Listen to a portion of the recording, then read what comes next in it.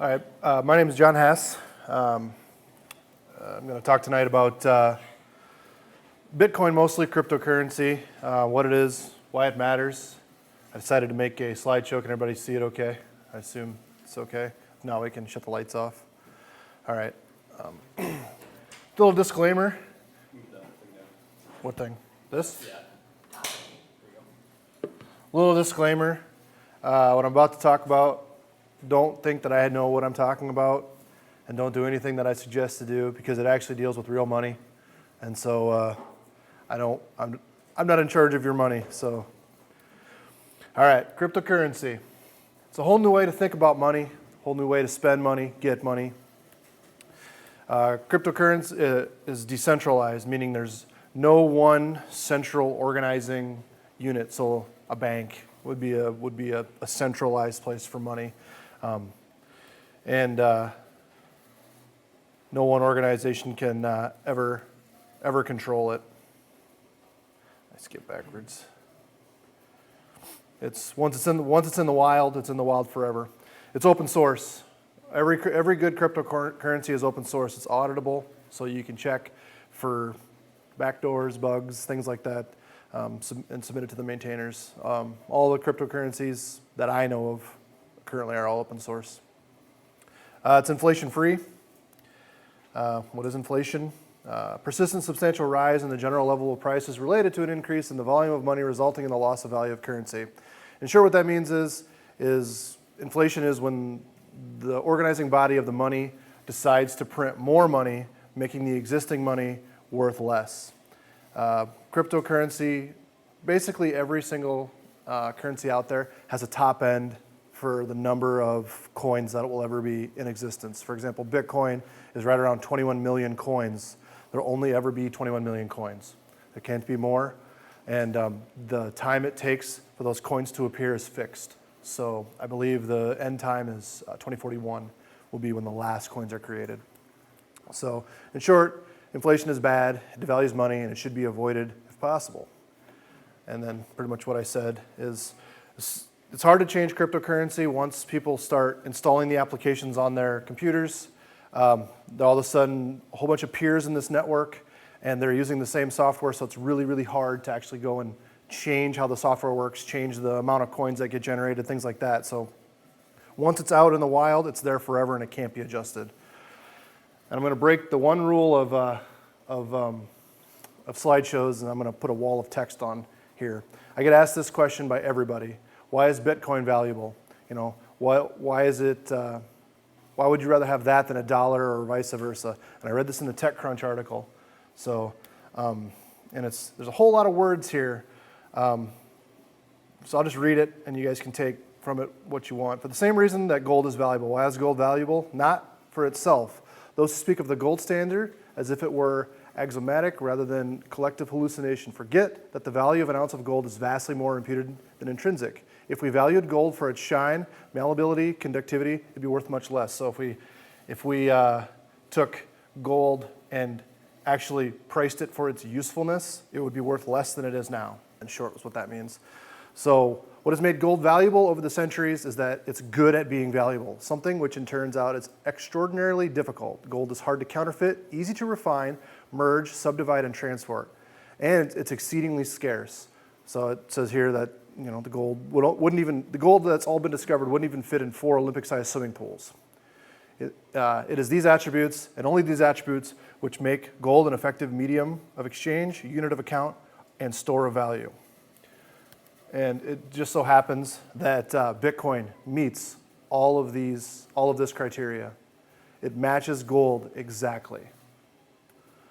It works anywhere.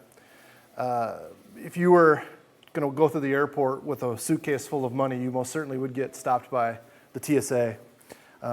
Whereas with Bitcoin, you can carry a large amount of money without the risk of it being seized.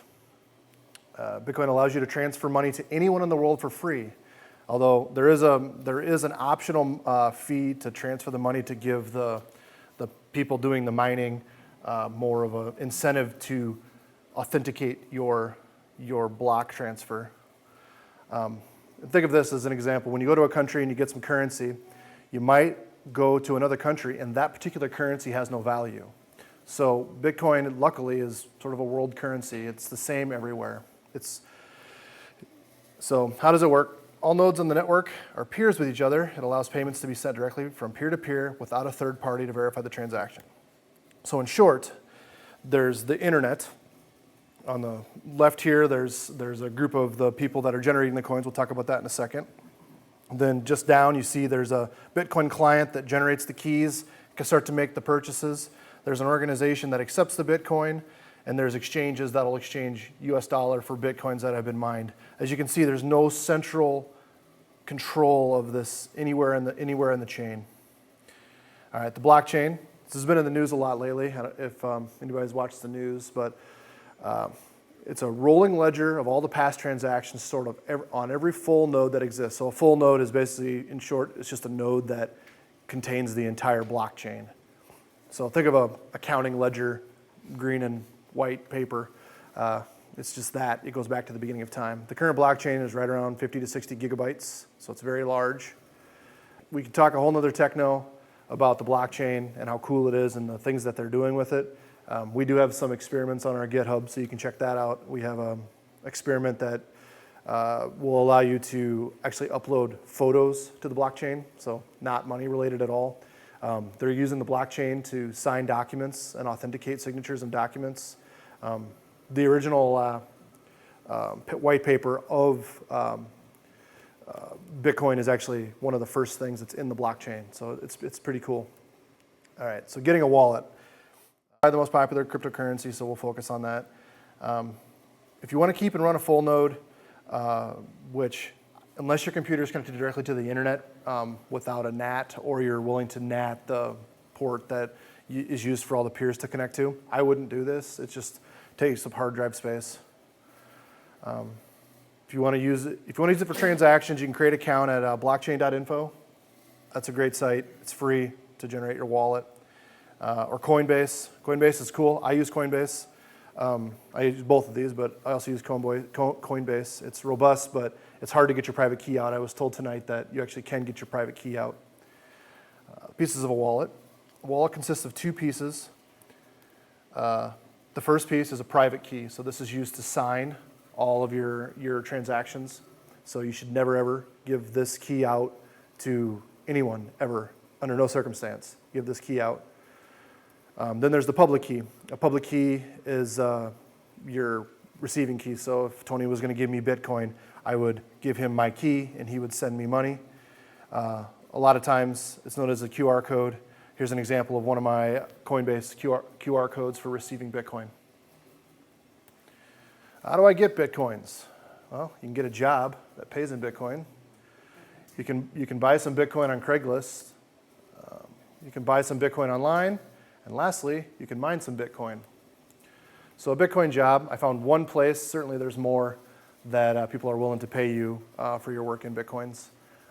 But there's one place I found. Craigslist, this is kind of cool. I've seen some people that are willing to meet you at Starbucks and things like that in Des Moines and Minneapolis. Don't trade, so if you're the one selling them the Bitcoin, don't take PayPal for them. It's risky. They can go back on the transaction, then they make away with the Bitcoins and the money that they originally paid you. So don't do that. Buy Bitcoin online. Bitstamp's a good site. Coinbase is a good site. The fees are kind of high on Coinbase, but it's quick and it's easy. The most important rule is if the site is bad at English, you will not get your coins. You will pay them and you will not get anything. Mining coins. Bitcoin is made up of blocks of numbers. These numbers are algorithmic, whatever. They're double SHA-256 and strings of characters. And the difficulty in mining Bitcoin is the number of zeros on the front end of it. So if you were to be able to mine an entire block of Bitcoin, you get 30 coins per block generated. That equates to $13,000 US dollars at the price it was a couple of days ago. It is almost impossible unless you spend thousands of dollars on high performance specialized equipment. Some of you went and looked at the room back there. I am nowhere near being able to generate my own coins. So if you join a pool, you get paid per share. What a share is every single guess that you throw at the Bitcoin network. So that's the server room. A lot of you guys saw that already. This guy here, he's based out of New York. He's got an entire warehouse, and it's in Washington State. Interestingly, the power in Washington State is 2 cents a kilowatt hour. So Bitcoin mining is super profitable out there just because of that. I did hear the other day that the price of electricity is going to go up to about 5 cents, so it'd be equal to what in-town Spencer is here. But as of right now, it's... Anyways, this guy, he was generating upwards of 90% of all the coins that were being made in Bitcoin. All right, so let's talk. I'll show you a couple of miners for those that didn't. All right, I'll just talk here. All right, so these are some of the miners that I originally started with. So we've got a USB eruptor. Then you've got some ASICs. ASIC stands for Application-Specific Integrated Circuit. And what that means is it's basically a circuit that's designed to solve the math problem. So when we started, you start with CPU mining. That's what I got the Raspberry Pi here for. And then we moved to FPGA mining, which is this card right here. And then from FPGA, we went from CPU to GPU. This is a video card, and video cards are really good at solving the same math problem over and over and over again. The GPU's on board, and you wouldn't believe how loud these things scream when it gets hot. Then we have, then the ASICs machine, and all of this is powered by a power supply. Bitcoin is very, very power hungry. Mining Bitcoin is very, very power hungry. So you guys can look at that and ask me questions or whatever. When we did it at first, I found these motherboards that were, I think they had 6 PCIe slots. Well, this is a double height card. So I had to build a box, and I found some extenders I could plug into the motherboard and then reach up and plug here so I could pull the cards apart. And then I had a wood box I built that these would sit on the wood box, and so you could run more with one. It was pretty crazy. All right, there's one other way to get Bitcoin that I know of, and a Bitcoin ATM. They're pretty hard to find. This is the map of Iowa. As you can see, there's one in Omaha. It's at a cupcake shop, Jones Brothers Cupcakes. So, and I've looked at multiple maps, and they all seem to match this one map. You can buy a Bitcoin ATM. They're expensive. I found one online that would sell for $1,000. That was the cheapest one I found. But when I went to go buy it, the credit card processor, they were using Stripe, and it said that the test account wasn't configured. So that was pretty scary. The other one I found was about $7,000. So they claim to be open source, but it seems that some of the code that they use to actually build these is missing. And most of them only do one.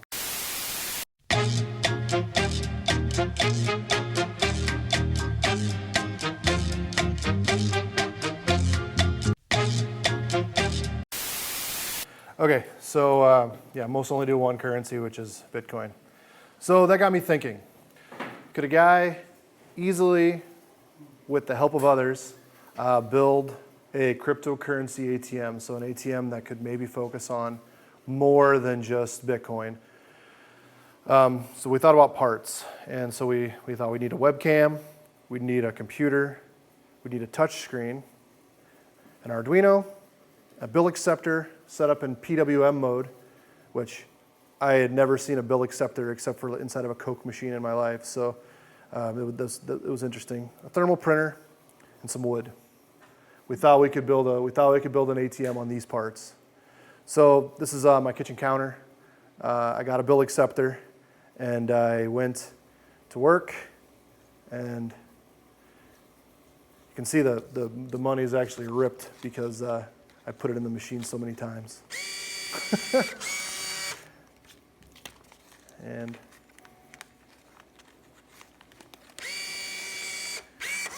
so you can see it counts up. It uses pulse width modulation to actually count up the money that you put in. So anyways, so that was kind of a cool experiment.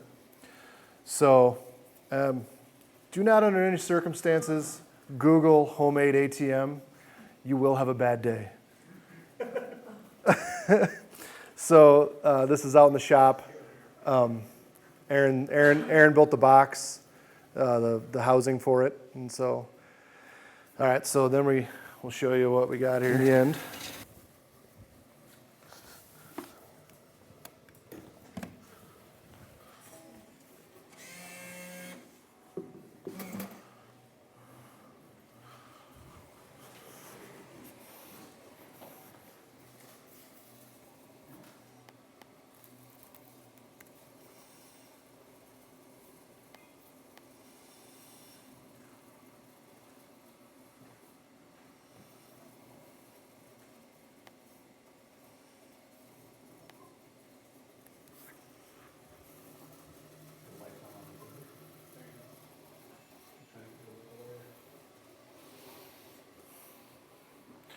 So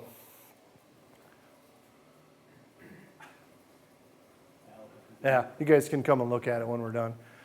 So this is our thoughts of how a Bitcoin ATM should work. It's not perfect. This is definitely revision 0. So we thought about it, and the first thing, you see one of these on the street, and you think, I've always wanted to do Bitcoin. Well, the first thing a guy would probably want to do is get a wallet, get some way to actually make some Bitcoin. So you go in, you push get a wallet, and I literally just wrote this code today, so I'm glad it's working. So right now it's printing out a public-private key pair.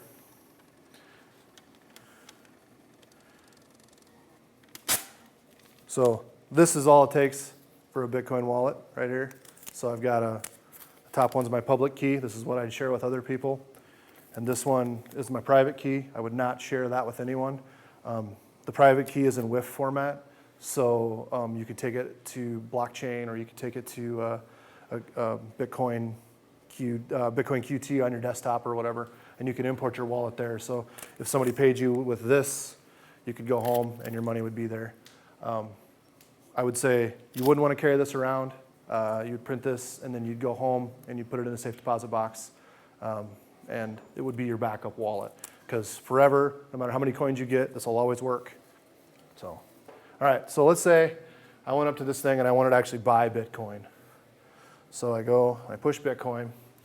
The thing will actually go out right now and get the current Bitcoin price. So a single Bitcoin is worth $431.66 US dollars. So I don't have $400. So I'm going to actually put in $1. And you'll see that screen changes. Allows me to buy it now. So make sure I got my phone here. All right, so now I'm going to use my Coinbase to actually finish the transaction out. So I've got my Coinbase wallet up here. So I'm just going to flip over to my receiving address. So I'm going to go ahead and hit continue. Then it'll say I need to scan my QR code. So we just put this down in here, just set it there for a second, boom. Okay, so now it verifies it. With Coinbase, every time you purchase something, your QR code changes, so it's kind of irrelevant for Coinbase. But anyways, so you hit purchase, and just like that, transaction's done. You hear my phone ding. I've literally sent money across the internet, and you can see, you can't see, but right here on my phone it says I've received Bitcoin. So I bought Bitcoin, I sent it to myself, and which you could send it to your own wallet if you had one. These are my phone and that thing are not connected at all. It didn't know anything about my phone. So, all right. So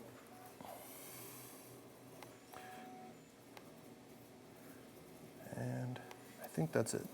Wrap up. Any questions?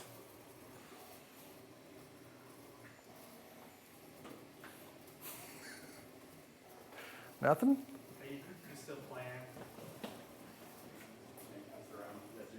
Do you still plan to put this in the entryway? Oh yeah, sorry. Yeah, this Bitcoin ATM will actually be located in the unlocked portion of the TechKnow building. So we thought a lot about like the fees associated with it and things like that. So the actual fees to purchase Bitcoin, we decided to just a flat 1%. So that helps cover the transaction and powering the machine and the maintenance and things like that. So it's most places out there I've seen 3 or 4%. So, and you buy it with cash. You can bring cash in and purchase it. If I go online to find a Bitcoin ATM, are you going to be on the map? We're gonna attempt to submit ourselves to those places. They, you know, a lot of them are like, did you buy a Bitcoin ATM, or, you know, I don't know how receptive they'll be to somebody who just built one. Yeah, so they more want you to be a manufacturer of a... What regulations do you have to follow to make this thing? So as far as I know, there aren't any regulations for Bitcoin. Bitcoin is an unregulated currency.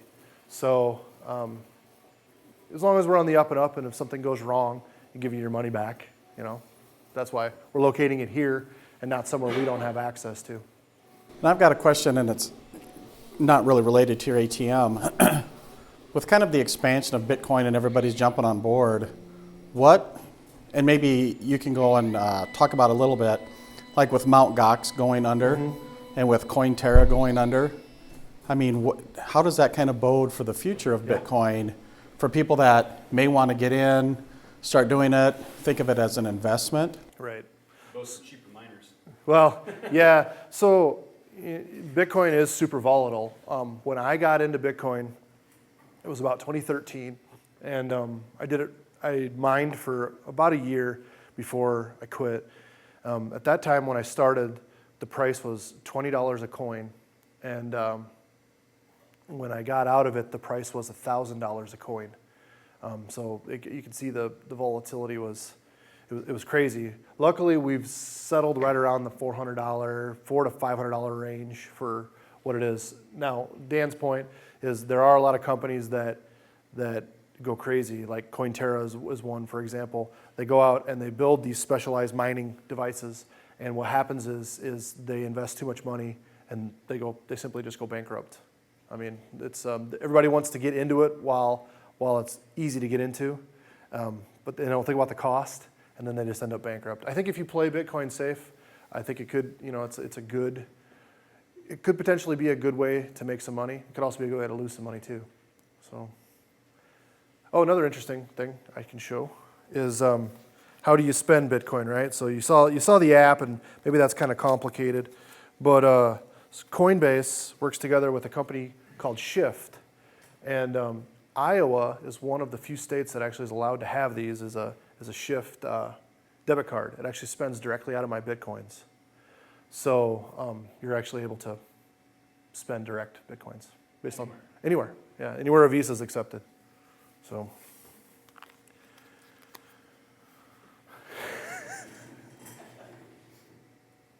Can you talk a little bit real quick about the financial institutions that are out there where I can go and cash in my Bitcoins?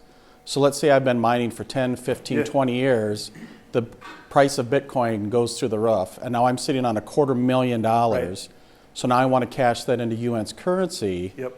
You know, where can I go and do that? And maybe you don't know, what about tax implications of that? Right. I mean, is this actually, for tax purposes, I mean, is this earned income? Is this need to be set up under a business? Or I'm not an accountant, but I think as long as your money is in Bitcoin, so say you're mining all your Bitcoin, I say that you don't have to pay taxes on it because it's hard to prove what you have, right? As soon as you convert that into US dollars, you definitely take the tax hit on that. So Bitstamp, I know, is a good website. BTER.com, BTER.com is a good place to unload for US dollar or other currency. So you could trade currency for currency too. So You should talk about the fact that if you spend with people who accept Bitcoins, that the responsibility to pay taxes falls on them, not you. Right, right. Well, it's sort of like any online purchase, right? So if you transfer Bitcoins to somebody else, it's their problem to figure out how to pay taxes on it.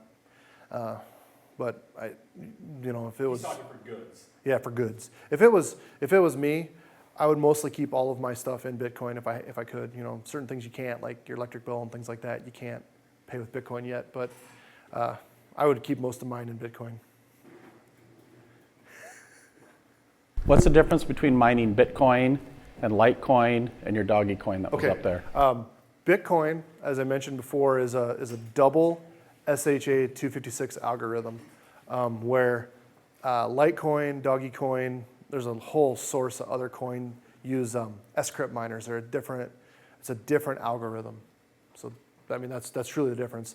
Bitcoin is obviously one of the most expensive ones, and the other ones are less money. So if I go and you click on Litecoin on that thing, you'll see that the Litecoin is $3 for every US dollar instead of $400 for every US dollar. Will the boxes that you showed on your slide, will those mine just Bitcoin, or can you do Litecoin and Dogecoin on those? Correct. So the Cointeras are SHA 256 only. There are what's called grid seed miners, and they'll do both. But their hashing rate, the amount of guesses, is way low. So you need a lot of them.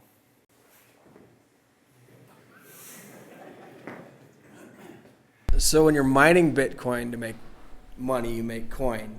But do you also make money on transactions or? So yeah, so the way the Bitcoin network works is it's based on confirmations. So on my phone, when I transferred that money, it said that I had received Bitcoin, but I couldn't spend it yet. The whole network has to confirm the transaction to make sure that it gets added to the blockchain correctly. So basically, so I'm not screwing the Bitcoin network, right? So after so many confirmations, I'm allowed to spend my money.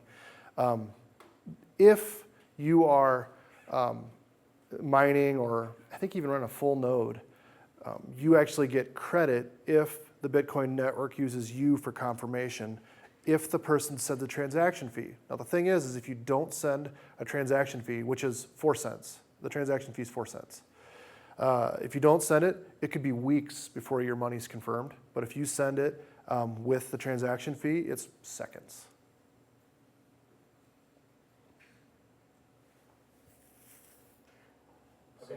So Cointerra was one of the companies that went under. Correct. Because they made way too many miners and kind of saturated the market. Have you seen the mining capacity go up? So the people that are mining are generating less coin, or has it kind of stayed stable with the big companies going under? The difficulty level of Bitcoin is extremely high. The difficulty is 103 million, just changed the other day. So it is actually really hard to mine a coin, and that's on purpose because, like I said, the point is to get to 21 million coins. But the thing is they want to put only so many coins in the network at a time. So it's more time-based than it is hashing-based. So they actually, 2040 is the end date. So the last coin will be generated then. So now the hashing power has to be really high. You have to throw a lot of guesses at it to actually get a coin because they're harder to make. So in order to follow the timeline. Yeah. Who benefits on the exchange, the rounding error between Bitcoin and US dollars? Usually the exchange. Yeah. The exchange will, because if you saw when I clicked on Bitcoin, there was quite a few decimal places. I think you can send up to 10 decimal places. So, and obviously that gets rounded off when you go to do an exchange to US dollar. So send it close to the US dollar as you can so you don't lose. Anybody else? No, I guess if anybody wants to try it out or whatever, I'll give you your money back from the machine. So as long as you don't put $20 in and transfer it to yourself. that's fine. Otherwise, if you put Coinbase or whatever on your phone, I'll transfer you a Satoshi to get you started. So that's it.